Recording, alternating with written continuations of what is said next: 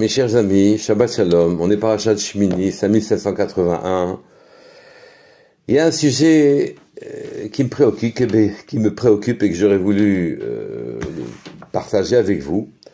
Tout le monde se pose la question, après Pessah, il y a Kriyat Yam Souf, la mer s'est ouverte devant nous, et à ce moment-là, la Torah nous dit, Vayaminu b'Hashem ou Moshe Avdo, ils ont eu confiance en Hachem et en Moshe son serviteur. Est-ce que Moshe Rabbeinu avait-il failli à son rôle?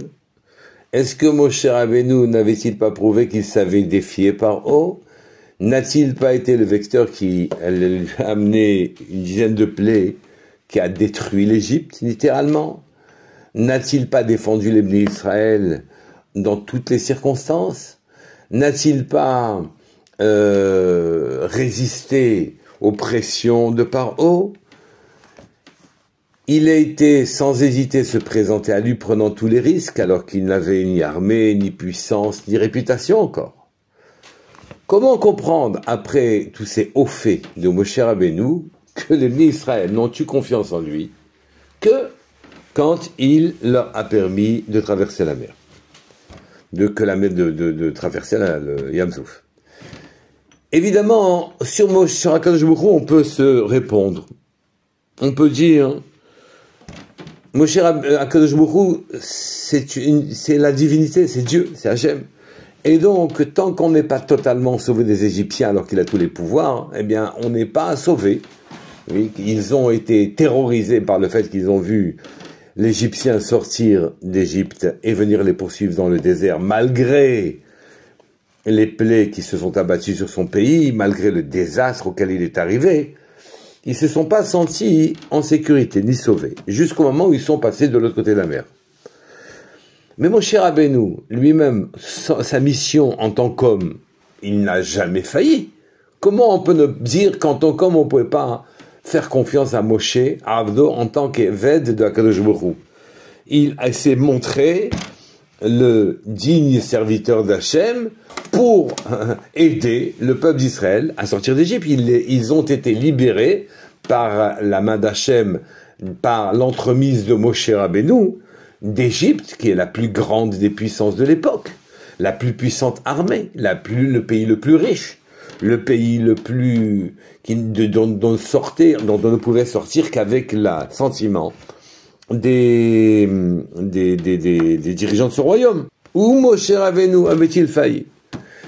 Il y a le pendant de cette question, naturellement, un peu plus tard, quand il se présente au Sinaï, qu'il voit Kadosh Baruch Hu, Moshe Rabbeinu est monté chercher les Luchot Abrit, les tables de la loi, et quand il n'est pas redescendu à temps, ils ont fait le veau d'or. Alors là, après avoir vu ce qu'ils ont vu en Égypte, ce qu'ils ont vu dans le désert, comment pouvaient-ils, en quelque sorte, trahir à Kadosh Baruch Hu et devenir idolâtres? Comment pouvaient-ils ne pas faire confiance à Moshe Rabbeinu? Qu'est-ce qui se passe? Pour répondre à ces questions, je voudrais en revenir à ce que ça signifie Yetziat Mitzrayim. Yetziat Mitzrayim, on l'a traduit à tort par sortie de l'Égypte. Sortie de l'Égypte devrait se dire Yetziat Mi Mitzrayim. En fait, Yetziat Mitzrayim, c'est la sortie de l'Égypte, c'est l'Égypte qui sort. Mitzrayim, l'Égypte, c'est les frontières. C'est comme si les frontières sortaient de nous. C'est pas nous qui sortions des frontières, c'est les frontières qui sortent de nous. La notion de frontière va disparaître de chez nous. Nous devenons des êtres sans limite, capables d'aller très très très loin. Après être descendu pas loin de la 50e porte de l'impureté, on va remonter jusqu'à la 50e porte de pureté et voir Akadosh Baruch Hu au Sinaï. Le tout en 50 jours. Simplement en faisant un travail d'amélioration de nos midotes, de nos traits de caractère, jusqu'à temps qu'ils nous rendent aptes à regarder Hachem. Il n'y a pas de limite en nous, il n'y a pas de frontière, il n'y a pas de limite, rien ne nous bloque. Ça, c'est le propre de la sortie d'Égypte. Qu'y avait-il de si particulier au moment de la traversée de Yam Souf, quand la mer s'est ouverte devant eux, pour que cette fois-ci, on puisse dire qu'ils aient fait confiance à Moshe Rabbeinu et à Hachem? Et aussi, qu'y avait-il de particulier pour qu'il n'ait pas eu confiance plus tôt dans Moshe Rabbeinu et dans Hachem. Laissons Hachem de côté. Tant qu'un peuple a une menace sur sa tête, il ne se considère pas comme libéré. Mais Moshe Rabbeinu était le meilleur dirigeant qu'ils aient jamais eu. Le dirigeant qui a approuvé l'attachement qu'il avait au Bnei Israël, à ses frères. Comment ne pas lui faire confiance plus tôt? En fait, qu'est-ce que le passage de la mer Rouge a de particulier? De Yam Souf, de la mer des gens a de particulier. Eh bien, ce qu'il a de particulier, c'est que là, Moshe Rabbeinu leur a demandé eux-mêmes de traverser.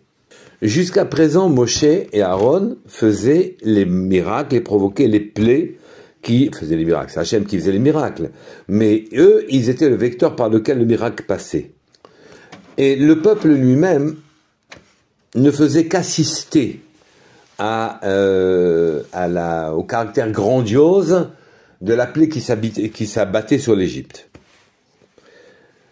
Avant de traverser la mer, quand les Égyptiens ont fondu sur les Bnei Israël pour vouloir les tuer, les capturer, et qu'une terreur s'est abattue sur le clan d'Israël, Moshe Rabbeinu s'est mis à prier à Hachem, et Hachem lui a dit, pourquoi tu pries d'Aber el Ben Israël visaou? Agissez, parle au Bnei Israël et qu'il traverse. Et Moshe Rabbeinu n'a pas provoqué le miracle. C'est les Bnei Israël qui ont en quelque sorte ouvert la mer sous l'injonction, sous l'ordre divin. Ils avaient ici acquis une dimension spécifique. Là, cette dimension leur a permis de comprendre qui était Moshe Rabbeinu, qui, lui, jusqu'à présent, c'était lui qui provoquait les miracles. Là, le peuple entier est rentré dans la mer, et le peuple entier a fait, en quelque sorte, a provoqué le miracle, a provoqué ce miracle. Et donc, le peuple entier a pris une dimension divine, a pris une dimension élevée, a pris sa véritable dimension. Il a pris et il a appris sa véritable dimension. Maintenant, il pouvait comprendre que Moshe Rabbeinu, lui-même. Je m'explique. Jusqu'à présent, il n'avait pas accordé de la valeur à l'humain. Il ne pensait pas que l'humain pouvait voisiner le divin, pouvait quitter toute limitation, pouvait confiner à l'infini. Il ne pensait pas que c'était possible. Et donc, quelque part, même Moshe Rabbeinu, il n'y croyait pas. Il ne pensait pas qu'en tant qu'humain, il avait ces dispositions-là. Il pensait qu'il avait des trucs. Il pensait qu'il avait des moyens spécifiques. Qu'il n'avait pas de dimension intrinsèque, mais de dimension extrinsèque. Qu'il avait un savoir. Pas qu'il était un tzaddik, comme Moshe Rabbeinu, mais qu'il savait certaines choses qu'eux ne savaient pas. Quand eux ont provoqué l'ouverture de la mer des gens, de la Yam Souf, qui entre parenthèses veut dire la mer des limitations, et donc c'est une mer dans laquelle on se noie, et dont on ne se sort pas facilement. Le rêve social nous baigne, nous noie, nous porte, nous anime, provoque toutes nos réactions et toute notre vie, mais il nous vend ses propres limitations. J'ai pas dit qu'on doit être asocial, au contraire. Je dis il n'y aurait pas de société si jamais il n'y avait pas ce jeu-là. Donc ce jeu-là est là pour qu'il y ait une vie sociale. Mais on doit comprendre que cette vie sociale est là pour nous faciliter la vie au quotidien dans la matérialité. Elle n'est pas là pour nous limiter dans notre spiritualité, notre profondeur. Le rêve social, c'est pour les nécessités du quotidien. Quand elles sont remplies de manière honorable, on peut enfin s'occuper de l'essentiel. Revenons à notre sujet. Quand ils ont traversé la mer et provoqué le miracle, ils ont compris qu'il y a de la valeur dans l'humain, qu'il y a de la profondeur dans l'humain, qu'il y a une dimension divine dans l'humain, qui, quand il exploite sa dimension divine, lui permet de dépasser toute limite, naturellement, mais de confiner au divin, d'approcher l'infini. Et là, seulement là, ils ont pu faire confiance à Moshe Rabbeinu en tant que serviteur d'Hachem, et pas en tant que savant qui connaîtrait une science qu'eux ne connaîtraient pas. Auparavant, en Mitzrayim, ils n'avaient pas cette dimension, ils n'avaient pas connaissance de leur propre dimension. Et donc, ils ne pouvaient pas faire confiance à Moshe Rabbeinu. Ils ne pensaient pas que ça existait, que l'homme pouvait être infini. Ah, sur la mer, ils ont appris qu'il pouvait être infini, et là, ils ont fait confiance. Là est tout notre problème. Faire confiance à la dimension divine qu'il y a dans l'humain. Chez l'autre, même si il n'a pas encore toutes les qualités qui lui permettent d'accéder à sa dimension, alors à ce moment-là, il faut lui reconnaître une aptitude à le faire. Le regard que l'on portera sur lui sera à ce moment-là très différent.